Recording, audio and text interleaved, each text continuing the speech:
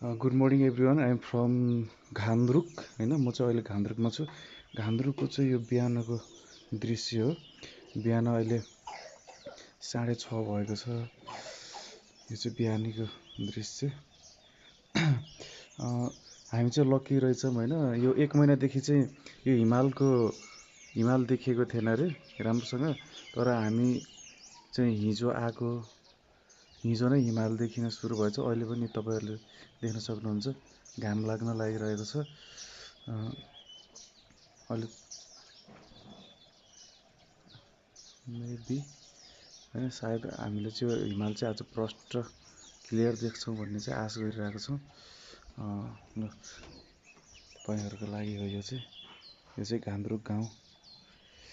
अनि तपाईँहरू चाहिँ यदि घान्द्रुक आउनुहुन्छ भने चाहिँ यो डाँडागाउँ होटलमा चाहिँ बस्नु होला, किनभने यो चाहिँ टपमा छ होइन। टपमा छ, तपाईँले सबै ठाउँ राम्रोसँग देख्न सक्नुहुन्छ क्या।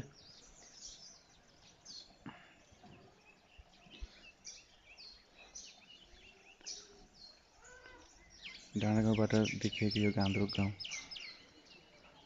यो चराचुरुङ्गीको आवाजसँगै यो सुन्दर दृश्यको अवलोकन गर्न धेरै रमाइलो फिल हुँदो रहेछ।